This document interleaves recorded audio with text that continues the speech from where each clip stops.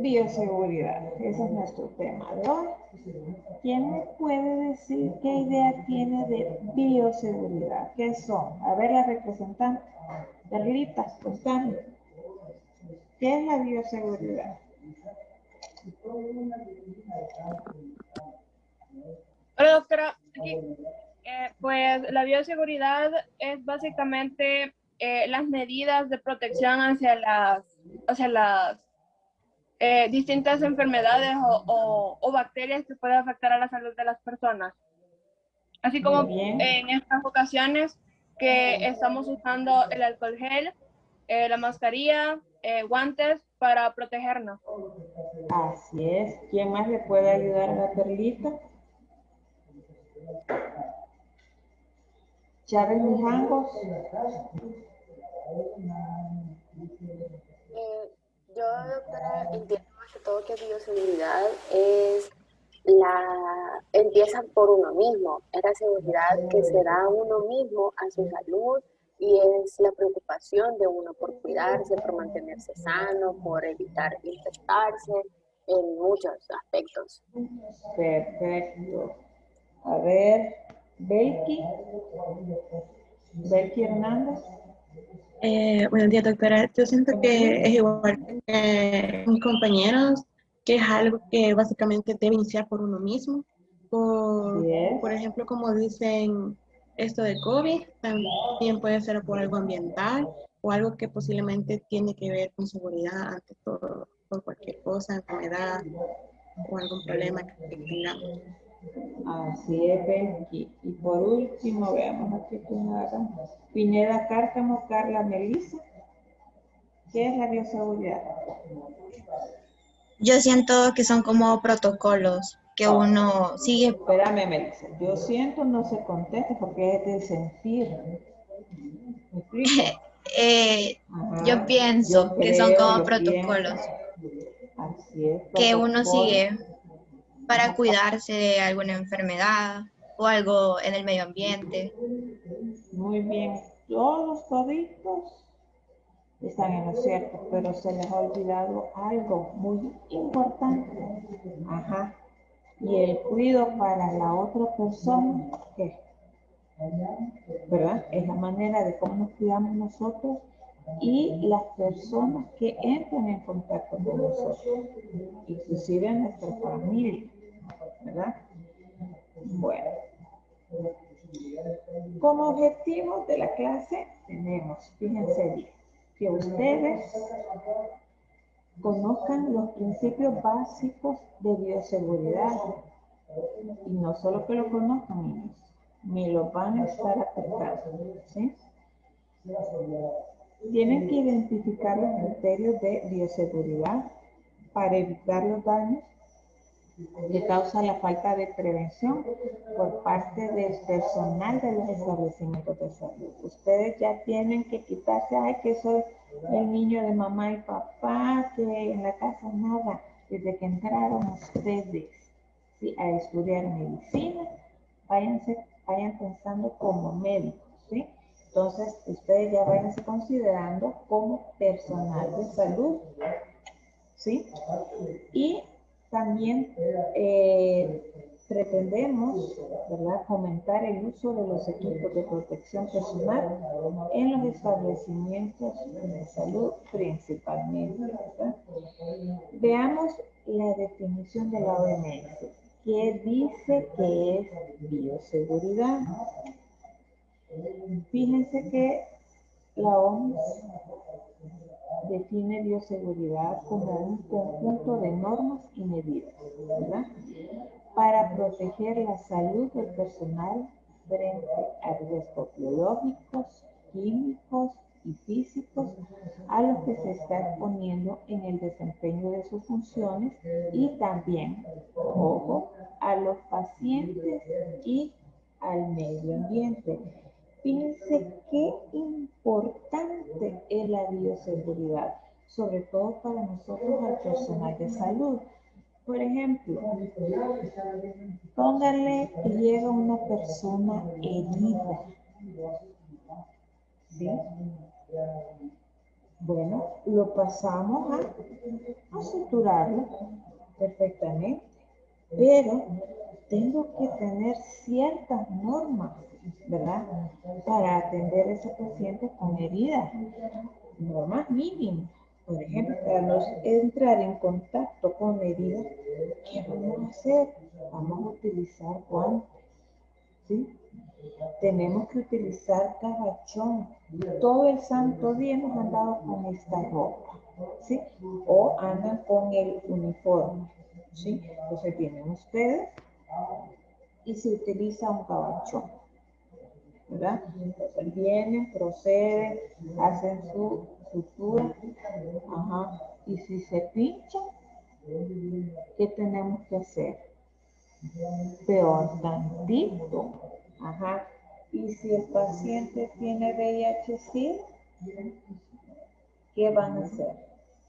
Entonces, vean la importancia, ¿verdad?, de la bioseguridad y de tener, como dice aquí, normas y medidas, en otras palabras, protocolos ante esa situación, ¿verdad? Cuando entremos en contacto con material bioinfeccioso. ¿Estamos claros aquí? Sí, doctora. Vale, entonces acuérdense, mucho cuidado, ¿verdad? Con todo eso. Un montón de enfermedades que nos pueden dar por un solo puntito. ¿Qué tenemos que hacer? ¿Tenemos que estar vacunados? Claro que sí. Entonces veamos en cuanto a los lineamientos técnicos de bioseguridad, ¿qué se dice?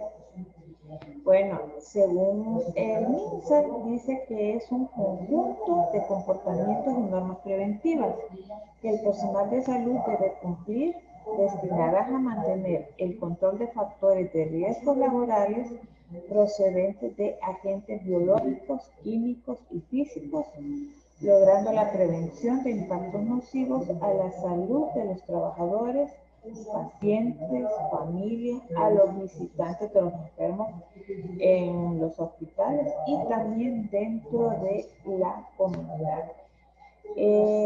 Esos lineamientos antes de la pandemia casi no se respetaban. No en sí del médico, siempre se han tomado ciertas medidas para atender al paciente, tal vez no el uso de careta y todo eso como lo estamos haciendo ahorita, pero en cuanto a la restricción de los pacientes, por ejemplo, cuando entran a la unidad comunitaria de salud familiar, a la espera, muchas veces llegaba solo una persona que era enferma y la llevaban acompañando 3 o 4 personas. Entonces, ¿qué pasa? Entramos toda esa gente a esperar la consulta. Entonces, sí, entran en contacto con otras personas también que pueden estar en ese momento enfermas y que no andan con equipo, no andaban con equipo de bioseguridad. ¿Y qué pasaba también? Muchas veces entra algún vendedor ambulante que café, ¿qué más pueden vender? Dulces, tostadas y todo eso. Entonces ahí como que si fuera pan. Los pacientes comiendo, a la parte de que han infectado, que está tosiendo, que tiene diarrea, están tocando todo, los niños jugando para arriba y para abajo. Imagínense qué desastre con las normas de bioseguridad. Claro, ahora hay un montón de restricciones, solo entra la persona y solo un acompañante si la persona no se puede valer por sí misma y si es menor de edad. Lástima, bueno, en ciertas unidades yo creo que sí se tienen esos cuidados, pero hasta ahorita, ¿verdad?, hemos venido a tomarle la importancia que se tiene que tener con la bioseguridad. Bueno, en cuanto a las medidas, ¿verdad?, de bioseguridad, ¿qué se dice de ellas? Bueno, se dice que es un conjunto de medidas preventivas que tienen como objetivo proteger la salud, la seguridad del personal, de los usuarios y de la comunidad, frente a diferentes riesgos producidos por agentes que sean biológicos, físicos, químicos y mecánicos. Fíjate, biológicos, físicos, químicos y mecánicos, ¿verdad? Entonces, todo viene a caer en los mismos, todas las definiciones, ¿verdad?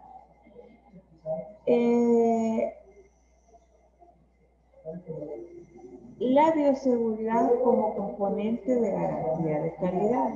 Bueno, fíjense que la bioseguridad, ¿sí?, nos garantiza que haya calidad en la atención que le brindamos a nuestros pacientes y en sí a la población. Es un deber brindar los servicios de salud con garantía y seguridad. Claro, no es lo mismo que lleguen las personas, los pacientes, a un establecimiento de salud y vean que se están acatando todas las normativas de bioseguridad. O sea, mascarilla, ropa adecuada, protegiéndonos también cabello, ¿verdad? Lentes, muchas veces, lavado de manos, cuando nosotros atendamos a nuestros pacientes y tengamos que físicamente, ¿verdad?, explorarlo. Bueno, lavado de las manos antes de atenderlo o de perdida, utilicemos alcohol gel, ¿verdad?, antes y después de tocar a nuestros pacientes. Algo muy importante, niños, no esperen que les vayan a limpiar, ¿sí? Parece que hay personal, ¿verdad?, para que supuestamente garanticen y mantengan limpios nuestros áreas de trabajo. También nosotros tenemos que contribuir con eso. ¿Qué pasa muchas veces? Llego a mi consultorio, de aquí llego, con todas mis medidas, y ¿qué encuentro en mi escritorio? Bueno, papeles de comida, lapiceros que ya se acabaron guardados ahí en la gaveta. ¿Por qué los guardan? Que son trofeos o que los están contando. Platos, vasos, ¿sí? Entonces, desde ya ustedes, ¿sí?, pónganse a pensar en el médico que llega después que están ustedes. El personal de limpieza está cada rato limpiando, para que el doctorcito llegue y esté todo limpio. Madre, perdón la expresión. Entonces, por favor, cuando ustedes hayan atendido algo, traten, no traten, deben de dejar limpio para que llegue el otro médico y encuentre tal cual, ¿verdad? Entonces, a cuenta de que ustedes tienen que ir a limpiar, ¿sí?, la basura de la otra persona que ha estado en ese consultorio. Bueno, si no, pues, ¿qué toca?, ¿verdad? Limpien su lugar. Independientemente de cómo lo encuentren, ustedes también tienen que limpiar su escritorio, su asiento, ¿verdad? Todo donde lo van a ocupar. Si no está la persona de limpieza a mano, empiecen ustedes, ¿verdad? Llego, desinfecto todo lo que está limpio y ya pongo mis cosas. Honestamente, si a veces está muy sucio, porque pueden ver de todo, pues. Entonces, créanme que he llegado al punto de mi persona agarrar la escoba, que no me quita nada. Si lo hacemos en la casa, no voy a estar en un lugar donde voy a estar 4 o 6 horas. Y parte de la limpieza, pues, lo vamos a hacer en un lugar sucio atendiendo a las personas. Ni nosotros limpiamos, pues no encontramos al personal, pero por lo menos nuestro escritorio, todos los días antes de comenzar, vamos a limpiar. Oye, eso ya pongan ustedes aquí de entradas. Limpiar antes de empezar nuestra consulta. Y es una forma de garantizar la calidad de atención. ¿Sí? Por eso dice aquí, es responsabilidad de todos el cumplimiento de las normas. Bueno, ¿cuáles son los principios de bioseguridad? Se han dividido en tres partes, que sea universal, que se utilizan barreras y la eliminación del material contaminado. ¿A qué nos referimos con universalidad? Bueno, se asume, ¿verdad?, que toda persona es portadora de algún agente infeccioso hasta no demostrar lo contrario. Acuérdense que hay que tomar en cuenta, y lo vamos a ver más adelante, la historia natural de la enfermedad. Esa persona que tenemos a la par puede estar en periodo prepatogénico, ¿verdad? No presentar signos y síntomas, pero puede estar infeccioso, ¿sí? Acuérdense de la terminología, portador asintomático. ¿Sí? ¿Estamos claros ahí? Entonces, vuelvo y repito, universalidad se asume que toda persona es portadora de algún agente infeccioso hasta no demostrar lo contrario. ¿Estamos claros aquí, niños, o no me han entendido nada? O, por favor. Sí, doctora, bastante claro. Sí, doctora, todo claro. Sí, doctora, estamos claros. Bueno, entonces, acuérdense que las medidas de bioseguridad son universales. Aquí, como en el país, como Centroamérica y todo eso, se tienen que utilizar las mismas medidas de bioseguridad.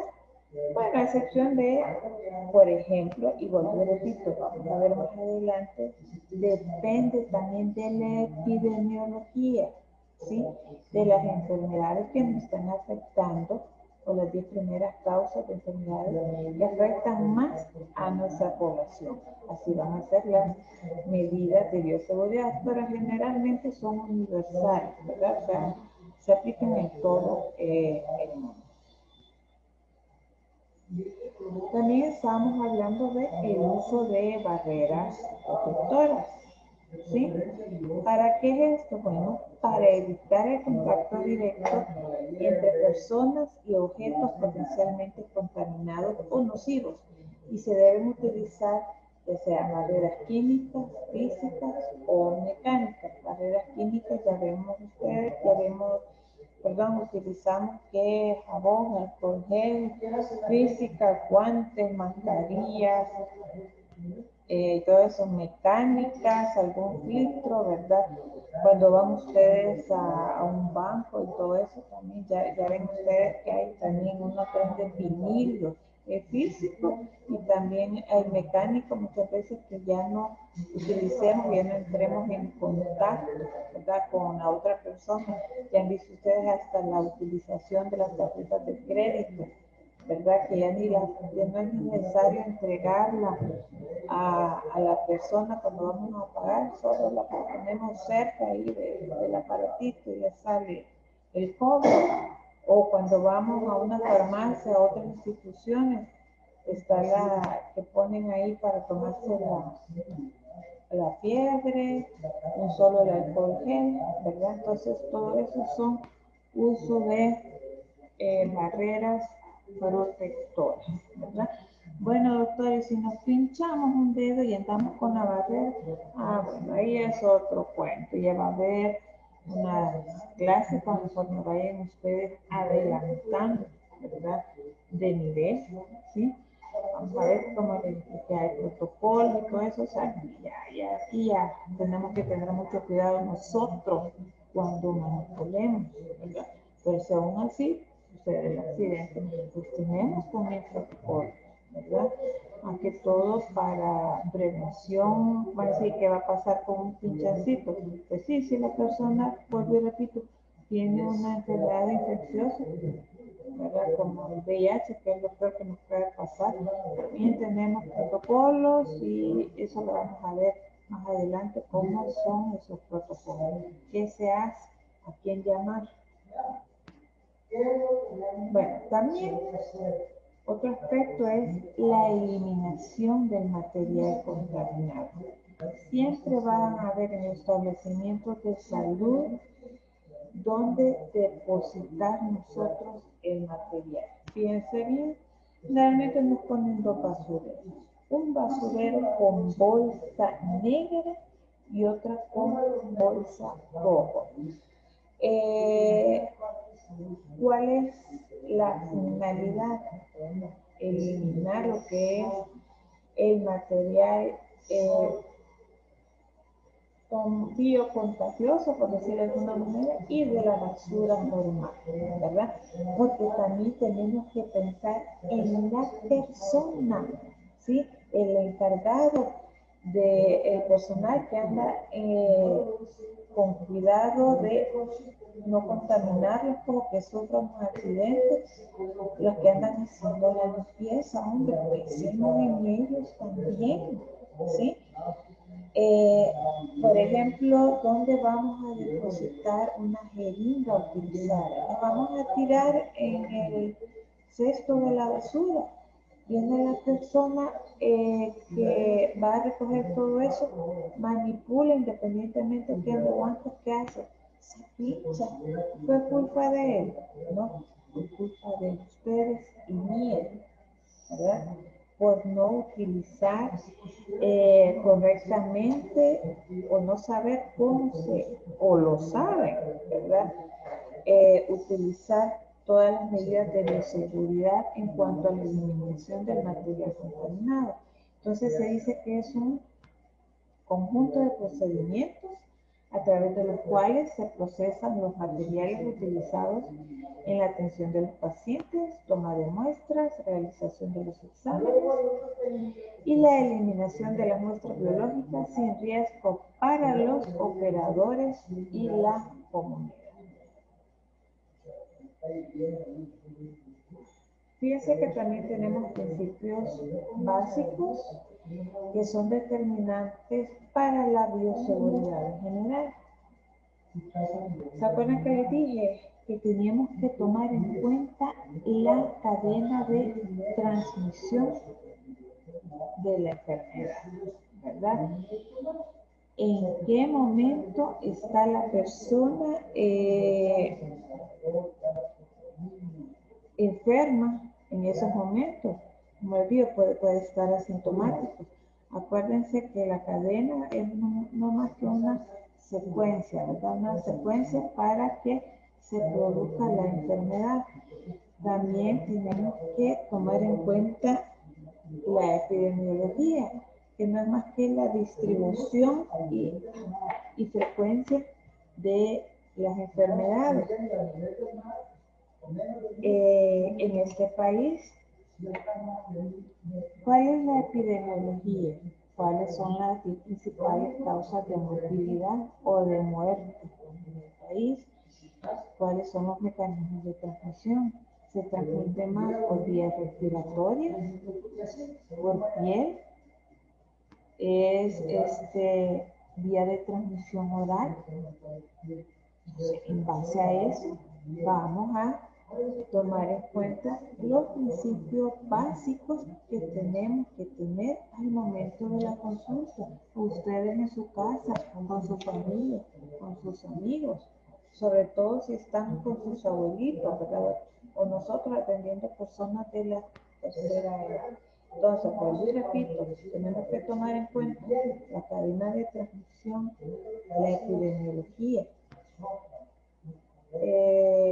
También el riesgo, ahí vamos. ¿Qué riesgo tienen las personas, verdad, que estamos atendiendo como personal de salud? ¿Con quiénes tenemos que tener más cuidado o ser más acuciosos? Adultos mayores, mujeres embarazadas, recién nacidos, ¿verdad? O pacientes que tengan alguna comorbilidad, ¿verdad? Enfermedades crónicas. Entonces, con ellos tenemos que tener ciertos cuidados o individualizar los cuidados universales para atender a este tipo de pacientes. También la clasificación de microorganismos, lo dijimos, según la transmisión, cómo lo transmitimos, ¿verdad? Fecal, oral, por aire o por comités, ¿verdad? No voy a atender una persona, por ejemplo, a limpiar en algún lugar, y voy a poner ahí donde se me ocurra o encima del escritorio con lo que yo quiero, ¿verdad? O ustedes o la persona, perdón, el paciente tose y deja ahí el papel, ajá, y la transmisión por comités. Entonces no sabemos realmente, ¿verdad? ¿Qué es lo que tiene en sí el paciente, en general en qué estadio está de la enfermedad en base a la historia natural de la enfermedad, cómo está la epidemiología en nuestro país? Entonces, así vamos a hacer la norma de bioseguridad, como les decía, el basurero con la bolsa negra, la bolsa roja. ¿Dónde imaginen que vamos a botar, por ejemplo, algún comité roja, cualquier material que nosotros como médicos hayamos utilizado? ¿Dónde vamos a desechar todo eso? Bolsa roja, ¿verdad? La bolsa negra es para otro tipo de basura, ¿verdad? Que al entrar en contacto con él no se considera que tenga algún problema que le cause mayor enfermedad al paciente o a la persona que esté manipulando esa basura, ¿ya? Como la de la bolsa roja.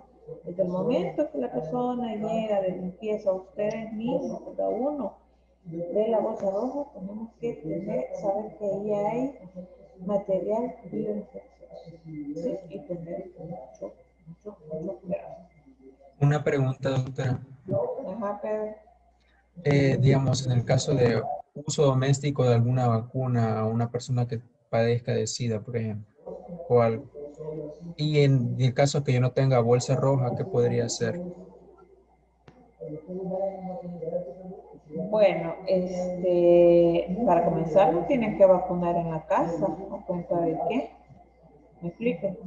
Ahora, otra cosa es inyección y jeringa. Ahí ya estamos hablando claro. Bueno, se inyectaron a una persona, ¿verdad? Independientemente que tenga SIDA, ¿no? Eso es, acuérdense siempre, fíjense que hasta ahí lo correcto para poner el capuchón otra vez. Fíjense que hay una técnica, no me la pregunte muy bien porque eso son apoyos las enfermeras. Va a llegar un punto en que les voy a pedir colaboración para que hagan las demostraciones, ¿verdad? Entonces, ponerle el capuchón, no dejarlo destapado ahí. A veces los mismos medicamentos ya vienen en su cajita, ¿se han fijado? Que van a inyectar, ¿qué? Un complejo B, algún diclofenac, como sea, vienen en la cajita. Entonces ustedes lo que pueden hacer es, la jeringa le quitan ¿cómo se llama? La aguja, ¿verdad? Ya bien tapada y la pueden meter dentro de esa caja. Inclusive hasta le pueden poner un poquito de tape o algo. Y pues sí, la desechan en la basura. Yo sé que en la casa es difícil, pero ay no, voy a poner la bolsa roja porque algún día voy a tirar una jeringa. O y aquí bolsa negra. Es un poquito más difícil y poco práctico. Pero sí, se puede en la misma caja que ustedes utilizar, pueden meter los restos, ¿verdad? El papel, el algodón, la ámpula ya vacía ahí mismo y sellarla, ¿verdad? Así de esa manera no se corre el riesgo que cuando vayan a botar la basura se vayan a pinchar ni ustedes ni la persona que vaya a manipular. Ahora, no se vayan a confundir, en la unidad de salud no es que voy a botar yo esa jeringa en la bolsa roja. También hay una cajita especial, ¿sí? Donde se bota ahí, se pone ahí la aguja. O sea, lo que se hace generalmente cuando enfermería o allá a las 500 que vengo a poner yo una inyección, ¿sí? Es que cabal, le quitamos la aguja ya previamente tapada la aguja, ¿verdad? La apartamos, ¿verdad? Y precisamente esa agujita se pone en un recipiente, ¿sí? Que ya está con toda que en la parte de atrás ya tiene la simbología, ¿verdad? Que ya la vamos a ver adelante cuál es, de peligro. Entonces se mete ahí, generalmente es todo rojo, ¿verdad? Se pone ahí y ya lo que es el resto de la jeringa lo ponemos en la bolsa roja. ¿Quedamos claros ahí? ¿O está bien? Sí, doctora, claro. Sí, va, Sí, doctora, bastante chévere. claro. Va.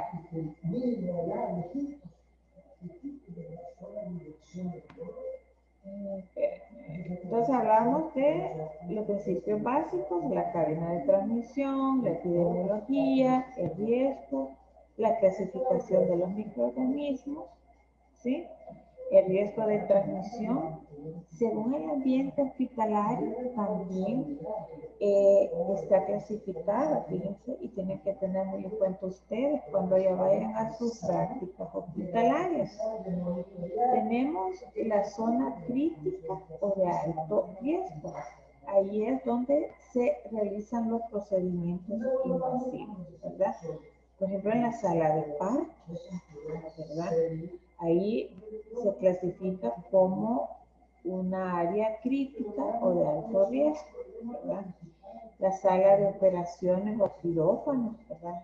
Ahí recuerde que vaya a entrar alguien comiendo, que esté ahí operando y a la par la bolsa de papas fritas, recuerde, ¿verdad? Sala de partos, sala de operaciones, quirófanos, la sala donde están los neonatos también, ¿verdad? Son áreas críticas o de alto riesgo, donde hacemos las curaciones o donde se hace un procedimiento. También, ¿verdad? Zona de alto riesgo. También tenemos las semicríticas o de nivel intermedio de riesgo, ¿verdad?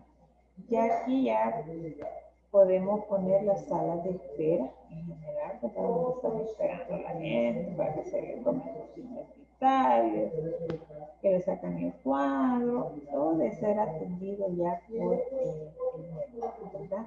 Las salas de hospitalización, donde están todos los inflamados, las áreas de servicio ambulatorio, como el área de vacunación, zona de quimioterapia, sala de curaciones, odontología, radiología, todas esas.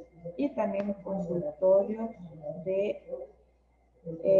para atención de los pacientes, ¿verdad? Donde generalmente van a estar ustedes, unos 30, 40 años, qué sé yo. Y los baños de uso personal, también hay un nivel de intermedio de riesgo. Otras áreas de servicio, de apoyo o procedimientos no invasivos.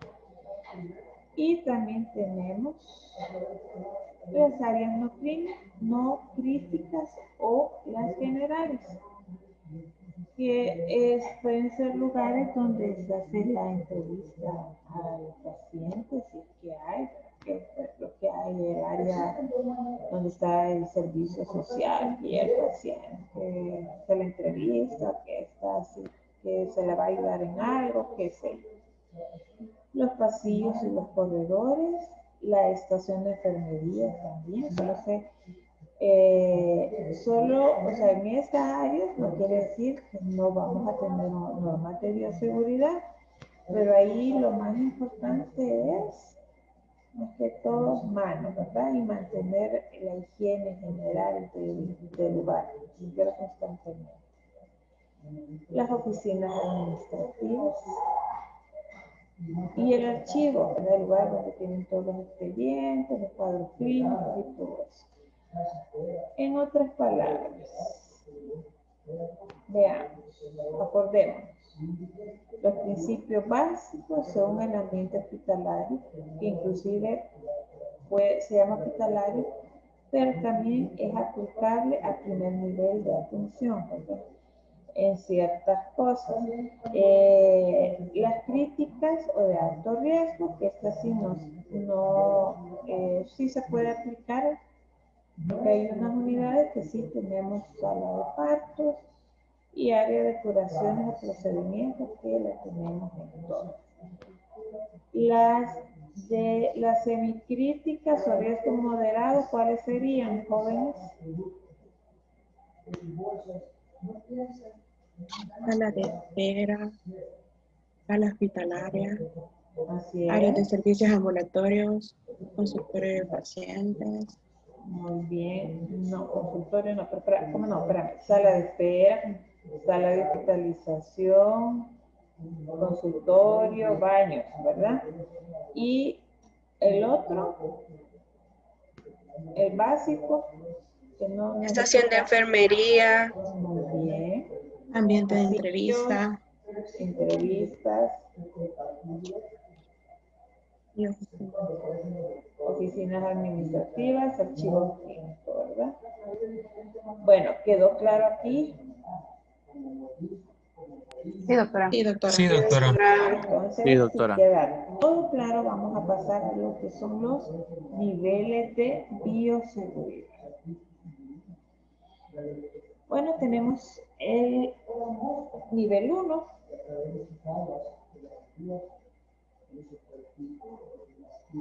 Nivel 1, aquí vamos a hablar de agentes infecciosos no causales de enfermedad o de un potencial mínimo de riesgo en el adulto sano.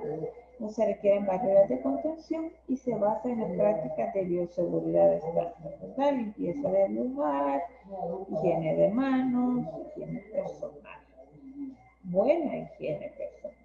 ¿Sí? Por ejemplo, un agente infeccioso, podemos hablar de la E. coli, ¿verdad? No necesitamos gran cosa, no podemos infectar, pero podemos evitarla con las simples prácticas de bioseguridad estándar, ¿verdad? Limpieza de genitales, y disculpen que diga esto, pero es la verdad. Con solo que nos lavemos bien las manos con agua y jabón, evitaríamos muchas diarreas, ¿verdad? Por infección de E. coli, ¿verdad? O cuando vamos al servicio sanitario, ¿verdad? Limpiarse correctamente y bien, luego lavarse las manos, sobre todo en las niñas, porque acuérdense que la distancia entre el ano y la uretra urinaria es muy corta. Entonces, no tal vez por falta de higiene, sino que entre otras cosas, por una higiene deficiente, podemos tener muchos ataques de infección de vías urinarias en las niñas, ¿verdad? Sobre todo por la anatomía, ¿verdad? De nosotros. Entonces, conste que no estoy diciendo que por chupo y no se me malentienda, porque a veces hacían hablando los compañeros y molestando. No, ¿verdad? Uno de los factores es eso precisamente, ¿verdad? Pero hay otros, como pues repito, la anatomía, el sistema inmune, también se relaciona mucho con los embarazos, ¿verdad? La mujer embarazada padece más de infección de vías urinarias, pero ya no me desvío, estamos hablando de otra cosa. Entonces, acuérdense, prácticas de bioseguridad estándar, lavado de manos, buena higiene personal y también buena manipulación de los alimentos. El que va a cocinar, sus utensilios limpios, ¿verdad? No va a estar, por ejemplo, que si yo manipulando carne y viene se raspa, que la nariz, que no sé qué, que el pelo, y luego a seguir. No, hombre, hay que pensar bien, sobre todo ustedes que son los médicos, ¿verdad? Tener todo listo, las manos bien limpias. Otra cosa, los alimentos debidamente lavados con jabón, no solo así por encimita, ¿verdad? Con agua, ¿no? Lavando bien con jabón, ¿verdad? Aparte, como repito, de los utensilios que vamos a utilizar. Bueno, ese es el nivel 1. Ahora, el nivel 2. Aquí en este nivel ya estamos hablando de agentes infecciosos que presentan peligro o riesgo moderado asociado con enfermedades en adultos y además pueden causar derrames o aerosoles infecciosos. Aquí es cuando ya vamos a hacer algún procedimiento, ¿verdad? Por ejemplo, una persona herida o que ha comido algo, ¿sí? Tenemos que tener mucho cuidado ya con nuestras normas de bioseguridad, ya la utilización de guantes o si se necesita mascarilla, ¿verdad? Por eso aquí se dice, en este nivel se requiere el uso de capuchón, guantes, mascarilla y además señalar las puertas con el riesgo internacional de riesgo biológico, ¿verdad? Eso sería lo ideal. Ejemplo de estos agentes, por ejemplo, tenemos el virus, hepatitis B, ya mencionamos el VIH, todo eso se puede producir en esta situación, ¿verdad? Y se clasifica como nivel 2. Esto que a veces también está en rojo, ¿sí?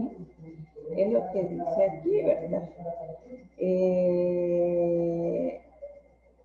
Puerta con el signo internacional de riesgo biológico. Este es el signo internacional de riesgo biológico. ¿Sí?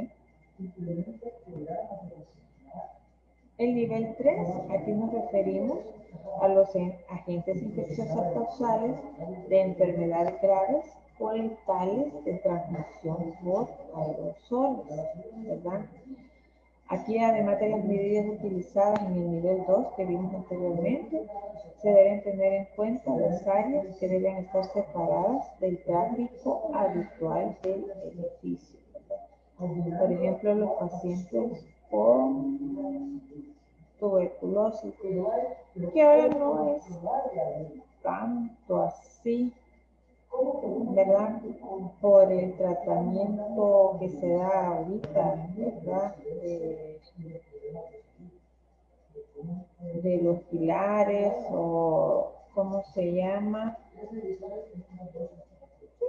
Un medicamento que se da que es tan eficaz, ¿verdad? Que a los 10 días de la persona de estar tomando el medicamento como tenga que ser, pues deja de ser infeccioso.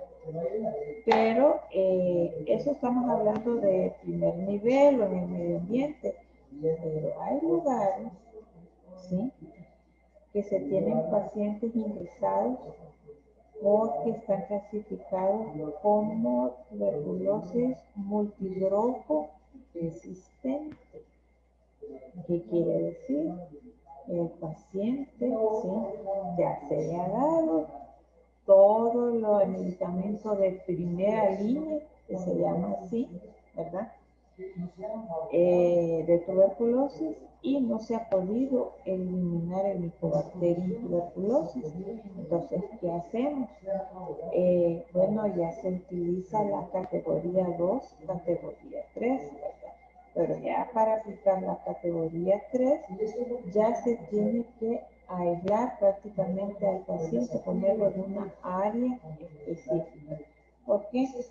Porque ese paciente, si está transmitiendo la enfermedad, ¿qué va a transmitir? Va a transmitir bacteria que es multidrogo resistente. Ahora imagínense ustedes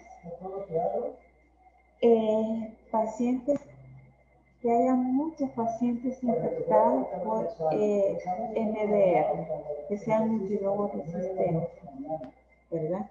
Quiere decir que vamos a tener que ser una epidemia solo de pacientes que el medicamento no va a ser efectivo, por lo menos los de la primera línea, ¿verdad?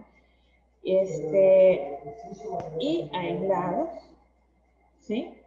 Se evita pues eso precisamente, por lo menos el que se va a desinfectar que se infecte, pero que sea tratado con la primera línea, ¿verdad? De medicamentos. ¿Me di a comprender acá? ¿Cuál es la importancia del nivel 3?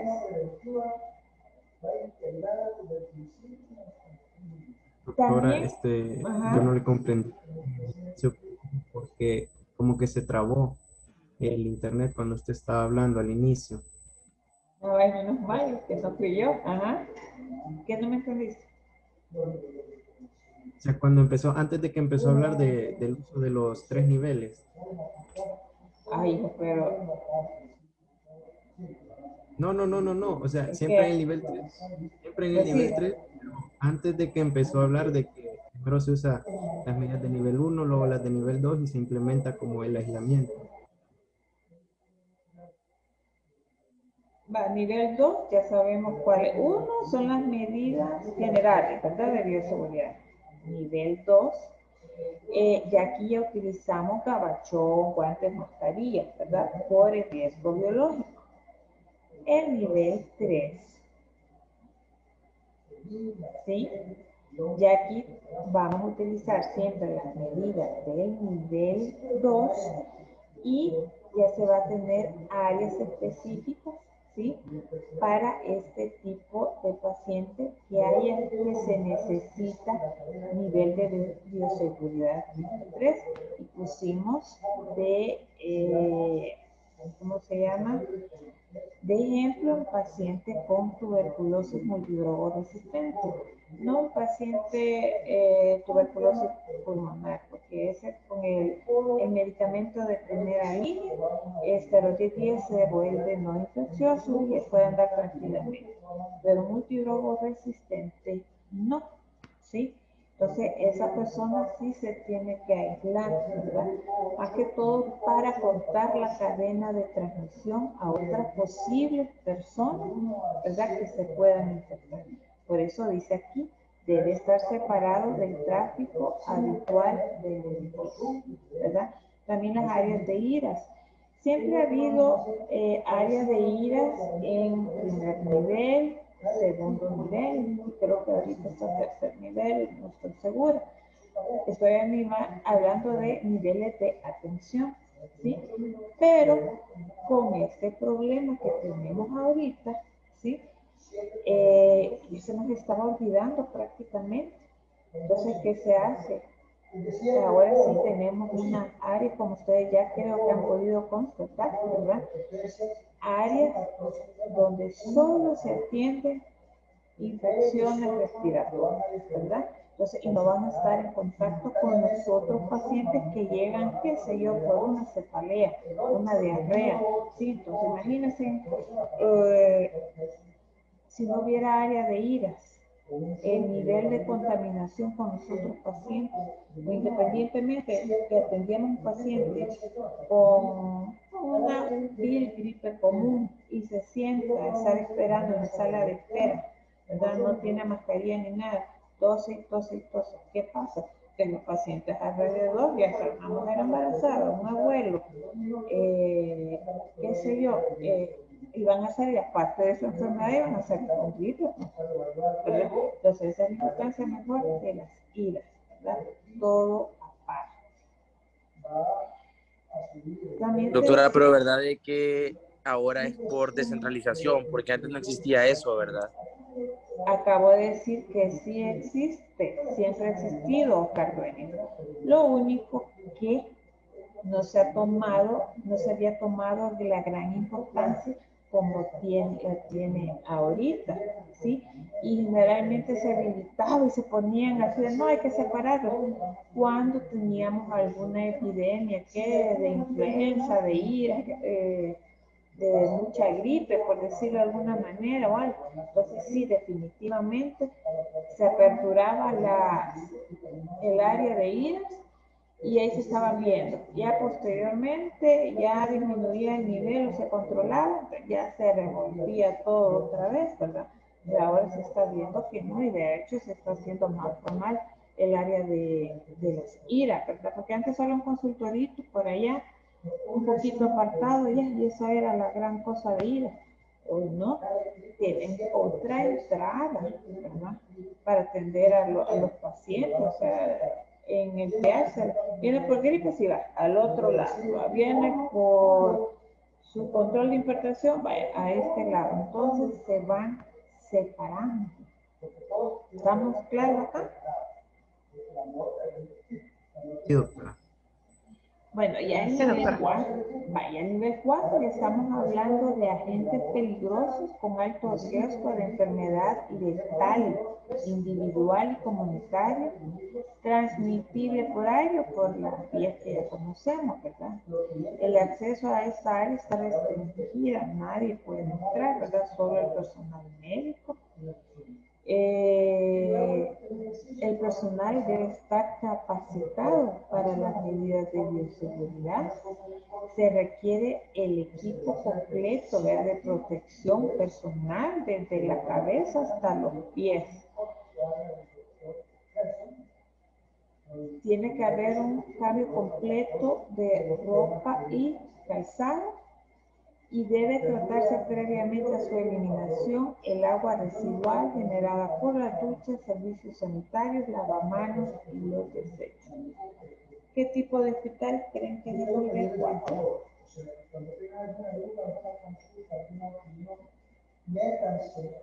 ¿Tendremos en el país alguna nivel 4? Que se tenga que hacer todo eso. Yo creo que no. ¿Por qué no? Porque no estamos capacitados. Bueno, el personal de salud no se está capacitado, no tenemos los insumos como para hacerlo. Está bien. Pero fíjense que ya tenemos un nivel 4. ¿Y a dónde dejan el hospital de El Salvador? El Salvador, ¿ah? Todo el personal médico de limpieza y todo eso, si solo tienen pacientes con COVID, entonces ¿cómo se van a proteger? Cabal, pueden entrar a ese hospital, nadie, solo el personal, ni los parientes ni cuidadores, no entra absolutamente nadie. Entregan por la entrada, ahí en la entradita, en la recepción, ahí el paciente, que generalmente no lo lleva el familiar, lo lleva una ambulancia. Y cuando lo van a entregar es lo mismo, ¿verdad? Ya sea en los afueritos o lo van a dejar a la casa, pero no ingresa nadie ajeno a ese lugar. Entonces, sí está restringida. El personal tiene que estar capacitado para la atención, por lo menos, estoy hablando de esta enfermedad, ¿verdad? Se requiere equipo de protección personal antes que se pongan todo ese equipo que usan una cosa como que si fueran astronautas, hasta escafandras, así, todo lo que quieran, lo utilizan. Claro que lo usan. Saben, tienen que entrar prácticamente comidos y orinar, que hayan orinado y todo eso, porque imagínense ustedes estar ahí atendiendo a la personal enfermo 6 horas. ¿Y cómo creen que van al baño? O que van a tomar agua, o que van a comer. Eso implica entrar otra vez en el medio ambiente, ¿sí? Y infectarse. Ahí sería otra vez cambiarse, otra vez bañarse, otra vez ponerse el equipo, desinfectarlo. No, hombre, es un gran lío. Entonces, para mí, mi respeto para el personal que está ahí. De hecho, ya han llegado enfermeras que han ido a hacer turnos ahí, nos han llegado a contar. Son 6 horas, 8 horas, que no puede ir al baño, tomar agua, comerse algo, ¿verdad? Porque están con con el equipo puesto, ¿verdad? Bueno.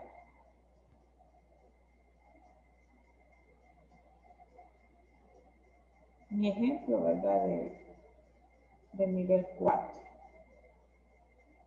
Esto aquí ya es más en laboratorio, ¿verdad? Cuando están manipulando, por ejemplo, sale el virus de ébola, ¿verdad? Altamente infeccioso y letal. Pero entonces, así son como tienen que llegar los médicos, el personal de investigación. Bueno, hablamos también de los tipos de riesgos, ¿se acuerdan? Tenemos los riesgos biológicos, que ya saben cuáles son: secreciones, fluidos, excreciones, y por los agentes infecciosos que están presentes en ellas. Los riesgos químicos, ¿verdad? Por contacto, ingestión o inhalación de sustancias corrosivas, reactivas explosivas, tóxicas e inflamables. También tenemos los riesgos físicos, que son los instrumentos eléctricos o mecánicos, materiales inflamables, infraestructura, que no está de acuerdo con la salud del personal, la seguridad e higiene ocupacional. Fíjense que para que tengamos nosotros un accidente, ¿verdad? O sea, todos tenemos riesgos, ¿verdad? Pero tenemos que minimizar esos riesgos. Entonces, para que se produzca un accidente de estos, ¿verdad? Si estamos, por ejemplo, trabajando en la unidad de salud, tenemos dos factores que nos pueden producir un accidente: una actitud insegura, ¿verdad? Que no, yo estoy joven, tengo por qué vivir, tengo mi sistema inmune perfecto, no me va a pasar nada, esas son tonterías. Pues vean, eso sería una actitud insegura, ¿verdad? Y condición insegura, que las condiciones en las que estemos no tenga por lo menos lo mínimo necesario, ¿verdad? Para evitar un accidente laboral, o sea, que los manden ustedes a, qué sé yo, vayan ustedes a atender un herido, no se pongan guantes, por ejemplo. Ahí es que no nos pusimos porque no había. Bueno, es una condición insegura. Y una actitud insegura, ay, no me puse porque no me va a pasar nada, ¿verdad? Luego me lavo las manos, ¿verdad? Entonces, cuidado y ojo con eso, ¿verdad? Bueno, fíjense que hasta para el transporte de la ropa contaminada, ¿verdad? Hay un protocolo, ¿verdad? Para eso. La ropa contaminada con sangre, líquidos corporales u otro material orgánico debe ser enviada a la lavandería en bolsa roja. Cuando vayan ustedes también a su práctica, independientemente de que no toquen pacientes o tengan que hacer historia clínica y allá llegan con su trajecito, qué sé yo, gris, rosadito, no me acuerdo qué colorcito utilizan. ¿Verdad que sí? Pero han andado todo el día con esa ropa, ¿verdad? Hasta han enseñado a un niño y el niño tosido o ha tenido reflujo, qué sé yo. Entonces no van a llegar a su casa y de un solo, ay, abrazar a la mamá, que a los hermanitos, que a jugar con el perrito. No, niños.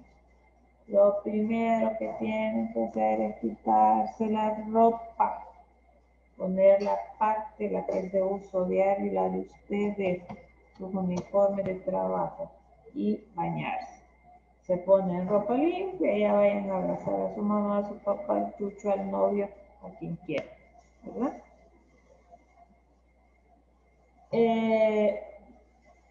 En el caso de que estén en primer nivel de atención, el personal que se encarga de eso, ¿verdad?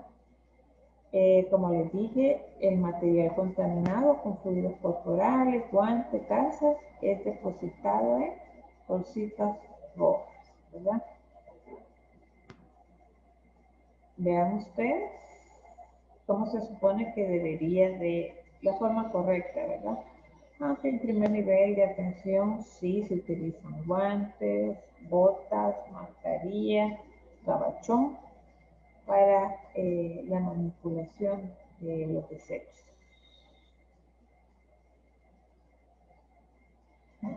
Bueno, hablemos entonces de lo que son las precauciones universales. Todos los pacientes quirúrgicos se consideran contaminados.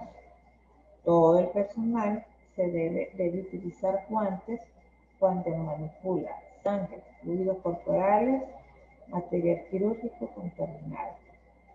Todo el personal debe lavarse las manos antes y después del contacto con pacientes, ¿verdad?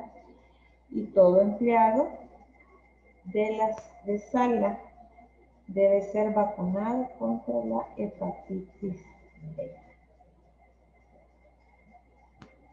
Bueno, entre las medidas básicas dijimos la higiene de manos, ¿verdad? Ahí habrá lavado de manos, uso de guantes, ¿verdad? Uso de alcohol gel también, el equipo de protección personal, protección respiratoria, ¿verdad? Facial. En cuanto al lavado de manos, es la medida más económica y sencilla, ¿verdad?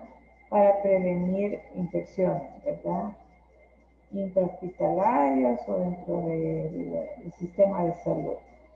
La importancia radica en que las manos, acuérdense que es nuestro instrumento, ¿qué haríamos en nuestras manos? Pero también sirve como vehículo de transmisión. ¿Cuándo hay que lavarse las manos, verdad? Antes y después del contacto con los pacientes, entre los diferentes procedimientos que tengamos que hacer, ¿verdad? Manipulación de instrumentos usados, que haya estado en contacto con superficies del ambiente o con los pacientes. Y también después de quitarnos los guantes, tenemos que lavarlos, ¿verdad? También cuando hayamos manipulado sangre y fluidos corporales. ¿Cómo se lavan las manos? No suele mojarse las manos, así es lo que hacemos y hasta nos secamos en la ropa, pero en el pantalón. No, hay una técnica, aquí está, espero tener tiempo para pasarles un video y si no, pues se lo subo a la plataforma. Aquí tienen los pasos, lo resumo en el 11, ¿verdad? Desde lo más básico, que se moja las manos, aplicarse suficiente jabón en la superficie, se frota las palmas de las manos, ¿verdad? Luego, hacen esto, el paso 3, la palma de la mano derecha con izquierda, luego se hace el cambio, ¿verdad? Derecha con izquierda, izquierda, derecha. Luego el dorso de los dedos, ¿ven? Así. Luego así. ¿Me va a llevar una eternidad? Pues sí. Pero por lo menos tienen que saber cómo lavarse las manos, ¿verdad? Luego lavarse este dedo, ¿verdad? Tocarlo bien. Luego la punta de los dedos, ¿sí? En la palma de la mano, ¿verdad? Se enjuaga bien, se seca y ya se supone que están listos, ¿verdad? Ya el lavado de manos quirúrgico ya está más candela. Ese sí se lo van a explicar a ustedes cuando estén en el hospital, pero veamos a grosso modo. Se realiza un lavado de manos clínico hasta los codos, con jabón antiséptico durante 5 minutos, ¿verdad? Y se juega con abundante agua.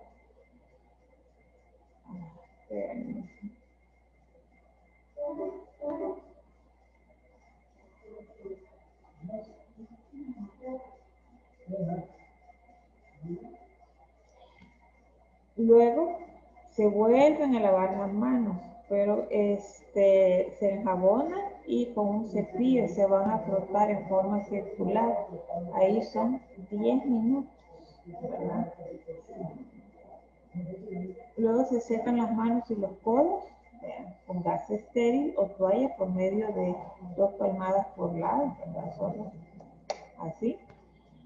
Y para desechar la toalla debe tirarse el recipiente de desechos sin bajar las manos. Ustedes van a ver que como loquitos andan así. No hay que bajar las manos, ¿verdad? Ni tocar absolutamente nada. El uso de guantes reduce el riesgo de contaminación por fluidos en las manos, pero no evitan, como les había explicado, comentado, las cortaduras ni los pinchazos. El objetivo es proteger y reducir los riesgos de diseminación de gérmenes. Deben ser de látex bien ceñidos para facilitar la ejecución del procedimiento. Recuérdense que tenemos 2 tipos de guantes. Los guantes que ustedes van a ver en una cajita que se los pueden andar ustedes como uso personal, ¿verdad? Pero no están estériles. Entonces ustedes para tocar superficies o un paciente inclusive se puede, podemos utilizar esos guantes. Pero cuando llegamos a entrar a sala o a hacer un procedimiento quirúrgico, ¿sí? Como una sutura, entonces ahí sí ya tenemos que utilizar guantes esterilizados, ¿verdad?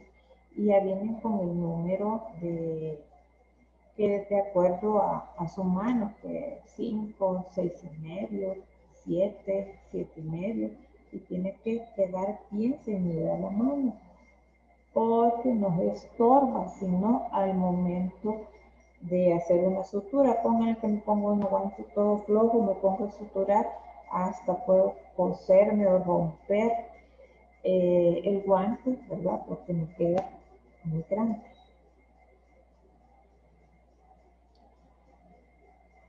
Pueden ver ustedes, esto lo van a hacer también cuando vayan a hacer una sutura, algún procedimiento que hagan en la unidad de salud, ya no sería en hospital, ¿verdad?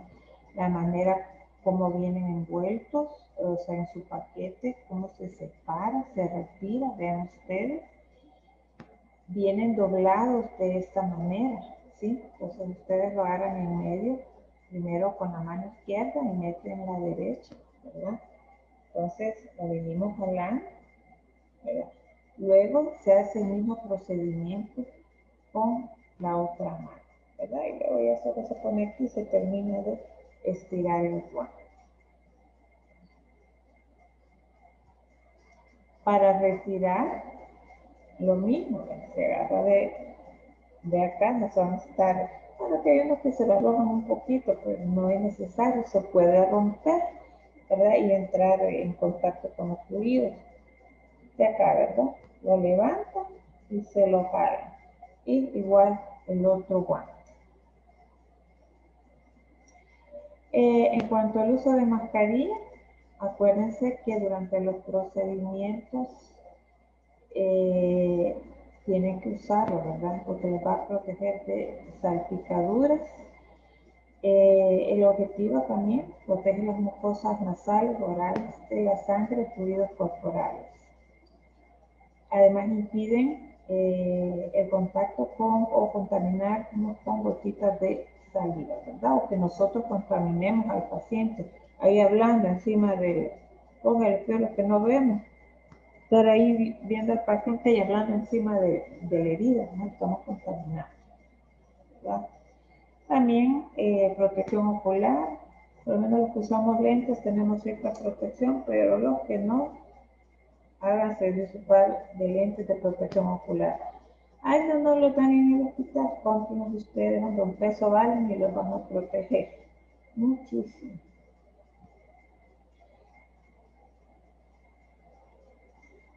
Los lentes deben ser amplios y ajustados al rostro. Aquí es lo que les estaba diciendo al principio de la clase, miren. En estos lugares, en estas cajitas, entonces se depositan el material cortante, ¿verdad? Generalmente lo que echan aquí las enfermeras es el émbolo, no solo la aguja, ¿no? También se pueden desechar hojas de bisturí, restos de ampollas de cristal.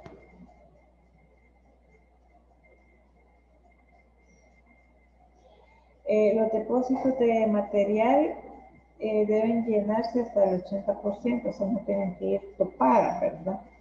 Luego se sella y se mandan a incineración, ¿verdad? Nunca doblar y al encapuchar, hacerlo con la técnica de una mano, ¿verdad? Es decir, sobre una superficie plana, coloquen el capuchón y con la mano que lo sostiene la jeringa, introducir la aguja al capuchón. Lástima que no traje una jeringa, se me olvidó, para enseñarles más o menos cómo se podría hacer, pero no es. Leanlo y traten de practicar, una cosa del otro mundo. Esto es lo que no tenemos que hacer, miren, es lo que generalmente hacemos.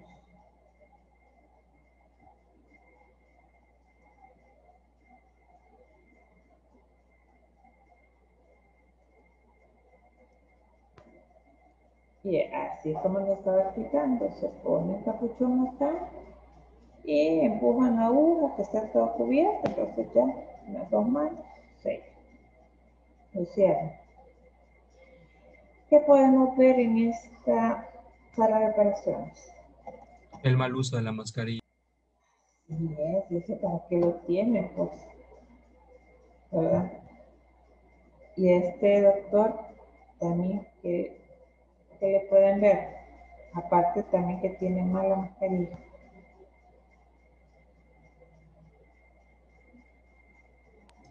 Pues quizás la ropa. La protección ocular no la Y tiene. es la protección ocular, si están operando. Imagínense por cualquier cosa, cortan algo que no deben cortar, salta a la cara, ¿verdad? Esa es protección ocular. Aquí los dos cirujanos están mal.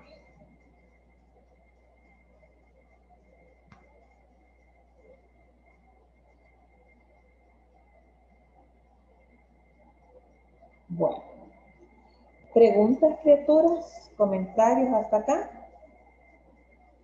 ¿Cómo les pareció? Todo